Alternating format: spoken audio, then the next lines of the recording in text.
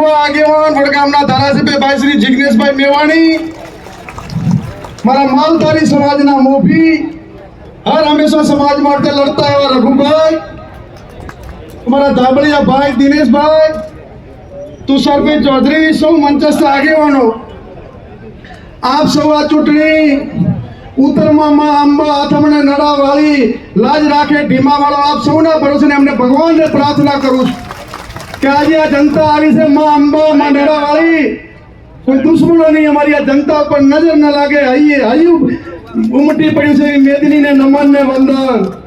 આપ સૌને વિનંતી, હંમેશા આ બનાસકાંઠાની જનતાએ આજ સુધી બેનને અંગ્રેજો જ્યારે લડતા હતા ત્યારે ટાટા ને બિરલાએ ફાળો આપીને અંગ્રેજોને કાઢવા માટે લડાઈ લડતા હતા. આ વખતે ઉદ્યોગપતિઓ ટાટા બિરલા નહીં, આપ સૌ મારા ટાટા બિરલા બનીને દાતા બનીને આ ગોરા અંગ્રેજોને કાઢ્યા, ચોરોને કાઢવા આપ મેદાનો છે ત્યારે આપ સૌને નમન ને વંદન. માથે બાજુ કપન મોતની કોને પડી છે, મોતની કોને પડી છે, જીવવાનું છે તમારા માટે, મરવાનું છે તમારા માટે, ત્યારે આપ સૌને વિનંતી કરું છું.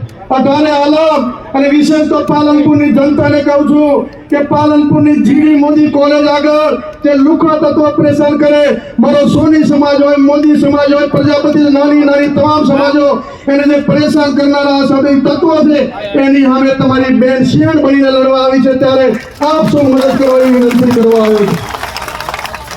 ખપી જનારની નહીં, ખતમ કરનારની ખાબીઓ રચાય છે ત્યારે બનાસકાંઠા જિલ્લાની આન બાન શાન માટેની ચૂંટણી છે.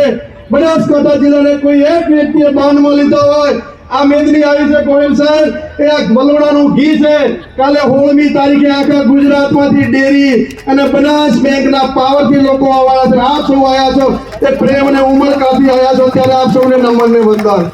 વિશેષ ગાય માતા માટે બેને કીધું હતું ત્યારે મને યાદ આવે છે દિલ્હી અકબર સાહેબે લોકોની ફરિયાદ સાંભળવા બારે ડંકો રાખ્યો હતો અને જે લોકો ડંકો વગાડે અને બોલાવતા પણ એક વખત ડંકો 2-3 વખત વાગ્યો ત્યારે બિરબલને કીધું કોણ વગાડે કે ગાય, તો એમને શું કે કઈ વેદના હશે. ત્યારે કવિએ કીધું કે ગાય માતા એટલા માટે વગાડે છે કે હું ઘી કે દૂધ હિન્દુને પણ મીઠું આપું ને મુસ્લિમને પણ મીઠું આપું, છતાંય મારી કેમ કટલે આમ થાય છે.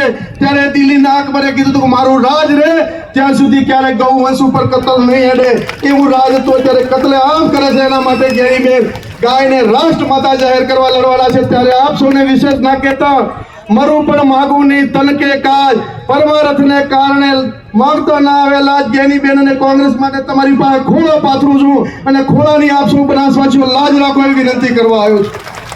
રઘુભાઈ બેઠા છે ત્યારે મારે કેવું છે, રઘુભાઈ બનાસકાંઠા જિલ્લાનું સૌ પહેલા કોંગ્રેસ સહકારમાં આપણા સમાજનું રાજકારણ હતું, દિયોદર હતું, એ લોકોની નજર લાગી જાતિવાદી લોકોએ અને ડીસાનો સંઘ હોય, લાખણીની માર્કેટ હોય, ડીસાની માર્કેટ હોય, છેલ્લા 15 વર્ષથી રબારી સમાજને વેરવિખેર કરનાર કોણ છે? જિલ્લાના રબારી સમાજે જવાબ આપવા માટેની ચૂંટણી છે ત્યારે વિશેષ હું રબારી સમાજને વિનંતી કરું છું કે રબારીઓએ રંગ રાખવાનો છે, આપ રંગ રાખી છે ત્યારે આપ શું 7મી તારીખે મતદાન કરીને જીતાડો.